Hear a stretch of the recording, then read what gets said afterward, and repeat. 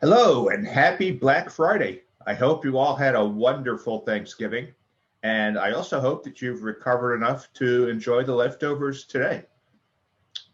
Well, today's compliance webinar will cover OFAC and safeguard policies, two really important areas. As always, we'll start out with a brief thought. We'll go over and review a little bit of what we've covered in the prior seminars. We'll talk about OFAC, we'll talk about safeguards, answer any questions, wrap it up, and get ready for next week. So OFAC is the Office of Foreign Asset Control. This is the agency that actually really does track the truly bad guys. And they have a sanctions list that tells you who you shouldn't sell to. And then the safeguards are about protecting non-public data. So same message, don't sell to terrorists, keep non-public data safe. The short version on all of this is detect and protect against identity theft. Don't sell to terrorists or their affiliates, and don't get caught up in anything that might be money laundering activity. 5 legal components to compliance with lots of overlap: red flags, disposal, OFAC, safeguard, and the Patriot Act. Red flags, as you'll recall, is all about identity theft. Using stolen credit card numbers, driver's license numbers, social security numbers, dates of birth. Identity theft sneaks up on people. When you're handling their personal, private, non-public information, it's up to you to take steps to make sure that identity theft doesn't happen because of some action you've taken, and that you aren't using stolen information. Identify, detect, respond, administer, and evaluate. That's for the red flags. It's for all aspects of your compliance program. The disposal policies talk about what to do when you're getting rid of non-public information. And, it raises the question of why get it in the first place? Well, you have to. You can't pull credit without it. You can't run your business without it. And to comply with the red flag rules, you have to see a photo ID and a social security number. And it's good to keep copies of these. The credit reports will show if the person has passed the red flags test and if the person meets the business requirements. But credit reports also must be properly disposed of. Paper records have to be cross-shredded. Don't throw away anything without having it cross-shredded. Computer records have to be fully destroyed. Just hitting delete on a record is not sufficient. You have to destroy the drives or destroy the memory cards where personal information may be stored. Best practices say don't put non-public information on personal computers. Just looking at something through the cloud is not the same as downloading. Now, there's certain information that once you've got it, you have to keep credit reports for 7 years. You have to keep copies of the social security card and driver's license for 2 years. And during that period of time, they have to be properly stored, locked up, secured. If they're online, they have to be stored online in a way that is inaccessible to anyone who should not have access to that information. So OFAC. OFAC, again, is the Office of Foreign Asset Control.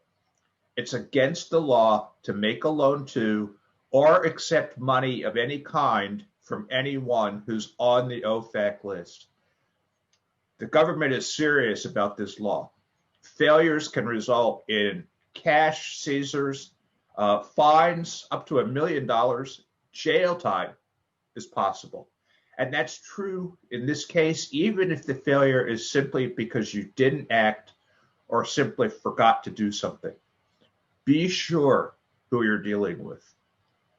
Now, when you're pulling credit, that automatically will include the OFAC check, but it's a good idea to do it yourself as well. You have to check OFAC on any suspicious transaction. There's some confusion about the FinCEN 8300 form, which is an IRS form that's required to be submitted for any cash transaction $10,000 or greater, or a series of cash transactions that are related that amount to $10,000 or more. That's FinCEN, and that has the $10,000 floor. OFAC says any suspicious transaction. So there's some reasonableness tests, but if you're taking cash from anyone and it's in a sufficient amount to be potentially being used for money laundering or to aid and abet some terrorist or terrorist organization, do the OFAC check. It's easy enough to ask somebody when they're giving you a large amount of cash. And what's large? It depends on what's typical in your establishment, but it could be $500, it could be $1,000, it could be $5,000. If someone says, "Here, I just want to get the best off-road that I can get for $9,000," and they pull out cash to pay for it, that's suspicious. If someone pulls out a big stack of small bills, 10s and 20s, to pay for something in cash, that's suspicious. So simply say, "Hey, I got to give you a receipt for this. Can I have a copy of your driver's license?" And once you get that, run the check. There's a free website from the government to do these checks. It's a good idea to do the check, do a screenshot, and file away that. It's very, very easy. You can just put in the name and submit it. And if you get some hits, then keep putting more information in, address, city, state. Most of the time,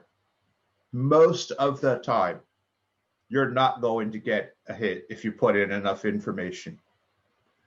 But what if? What if you still have a hit? Well, put in everything you know. Let your compliance officer know. And there's an OFAC hotline, 1-800-540-6322, and call and ask them to check what's going on. We don't want to cost you business, but we don't want you to go to jail. So if there's any doubt on any amount of a transaction or any type of transaction, just do the OFAC check. It's easy, it's quick, it takes seconds, and it can prevent a lot of damage to you. The safeguard rule. Again, this is part of the Gramm-Leach-Bliley Act that we talked about last time. Again, the purpose is to prevent identity theft, and I hope you see a theme here. The government is concerned about identity theft, as well they should be. It's going to happen to about 25% of people, and you can be a part of preventing it and catching it when it's happening. So the safeguard rule applies to any business that collects a customer's non-public identifying information. Social security number, driver's license number. You need to keep that information safe. You need to have the proper protection and safeguards in place so that you're protecting electronic and written data. The object here is to prevent employees and others from stealing information that you may have in your possession, and to make sure that the information you're getting hasn't already been stolen. So you have to have a written plan. You have to designate one or more employees to administer it. You have to identify potential problem areas. So when you're obtaining information for a credit application, particularly if you take credit applications over the phone, it's critical that you get the information and check it. Uh, you have to monitor this program. You have to train employees. And you need to select your service providers, your credit bureaus, your credit agencies, people you deal with, and have appropriate safeguards in place.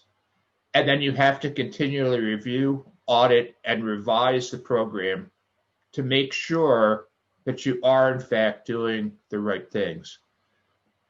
Now, your employees, we know you love them, we know you trust them, and you should. That being said, check references and do background checks before hiring employees who have access to customer information. You have to have every new employee sign an agreement to follow organizational confidentiality and security standards. They have to acknowledge them and sign up to say they're going to do it. Limit access to customer information to employees who have a reason to see it. Now, a salesperson who's not involved in a transaction has no reason to see the personal information for anyone who is that they're not a party to their transaction. They just shouldn't see it. Service people don't need it. Potentially service writers from time to time, depending on the situation. But control that access. Deal jackets with credit applications and other personal information, copies of Social Security cards, should not be left unattended on a desk ever. They shouldn't be thrown in a top drawer and walk away because you're going to lunch, ever. Deal jackets have to be, and that personal information has to be locked up when it's not actively in use. Computer screens. How often do you walk around the office and see a computer screen up, but not at the password level, but at a level inside that? When you're not using your computer for the act of capturing or using this non-public information, return the computer to its password screen so that it's always password protected. Keep the fax in a place that customers and people who don't need it in a non-public location so that it's protected. And when you're getting rid of a fax machine, destroy the memory.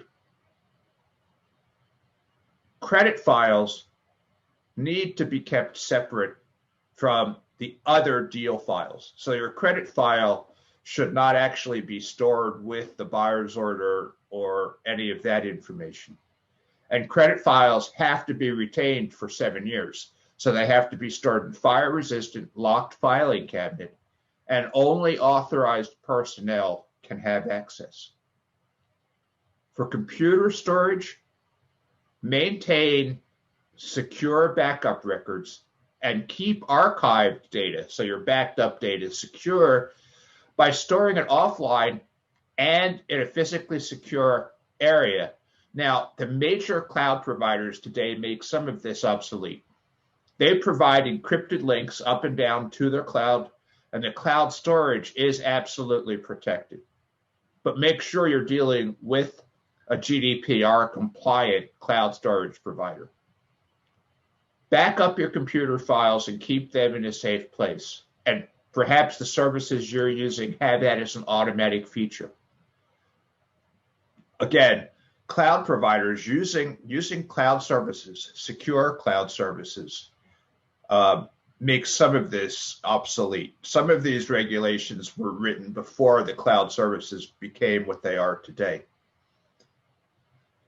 And and it's a good idea not to do this, but when customer information is stored on a server or a desktop or a laptop computer, make sure that that computer is accessible only with a strong password. Your password shouldn't be password.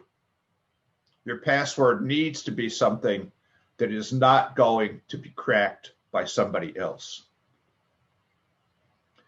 Empty offices. When an office is empty, the fax machine has to be off, or that office has to be locked and secured so that no one else has access to that fax machine. The computer should be shut down, or no one else should have access to it. Files are locked, period. It doesn't matter whether the office is locked or not. Your files should be locked. There should be no folders out when that office is empty. Most of this is really common sense, and I'm sure that most of you are already doing many of these things, but it's never good to take it for granted. That's why you have to appoint a compliance officer. That's why you have to train your employees. So the safeguard rule: appropriate disposal, appropriate storage, appropriate access, stay out of jail, don't get fined. So questions. Let's see. Oh, is sending documents by email okay? Well, sometimes is the answer. There are secure email services that will automatically encrypt attached information going back and forth. If that's the case, those are okay. Just relying on your standard email service to send information, like a credit application, for instance, is not a good idea.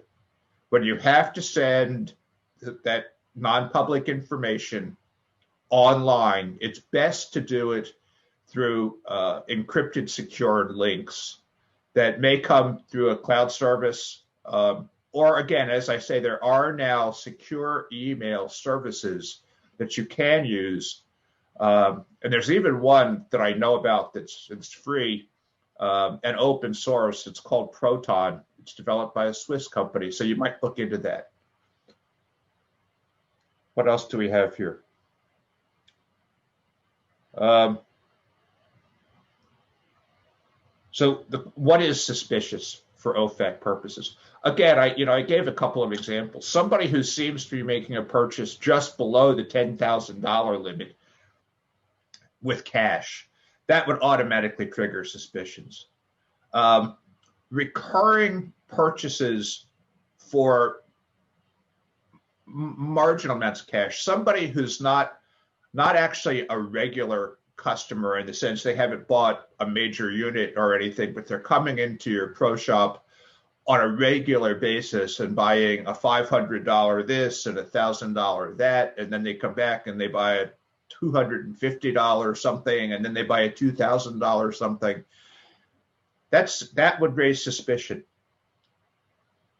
Paying cash with large quantities of small bills, that would be suspicious. If you see something and you go, do the OFAC check. Again, it takes less than 30 seconds. It's easy to do in a very polite way. Again, I need to give you a receipt for this cash. I need a copy of your driver's license. So then you have it and you can do the OFAC check. So suspicious is sort of in the eye of the beholder, but it's better to err on the side of caution. And again, and we talked about this, don't confuse the FinCEN 8300 IRS requirement, which is for cash purchases of $10,000 or greater, or a series of related cash purchases for $10,000 or greater, has to be reported to the IRS. OFAC says something completely different. It says any suspicious transaction. They put no cash limits on that. So that's it. That wasn't painful, was it? Run the OFAC check. All credit customers, all cash customers that you have any reason to suspect for large but sub $10,000 purchases, repeated valuable cash purchases, just be compliant and administer the program. Safeguards: have a written, approved, and signed plan that is administered by your compliance officer. Ensure that your employees are safe and that they're trained, and ensure that you're protecting the non-public information. And then do the rest. Run red flags checks, dispose of all non-public information in a secure way, stay safe, Protect their data for their benefit and yours. Don't get fined. Don't go to jail. And remember, close only counts in horseshoes, hand grenades, and compliance. Make a good faith effort all the time. Train your employees. Have your compliance officer. Have your manuals. Have them signed. Update training on a regular basis. Do those things, you'll be fine. So that's it. That wasn't too painful, now was it? So join us next week. We're moving the time next week to 1:30 on Friday. And I'll be sending out notices. And you can always drop me an email to get the invitation information. We'll be talking about the USA Patriot Act, which is the final piece of the compliance puzzle. So I look forward to seeing you next Friday. Enjoy the rest of your Thanksgiving holiday weekend. Take care, stay safe, have fun. Thank you.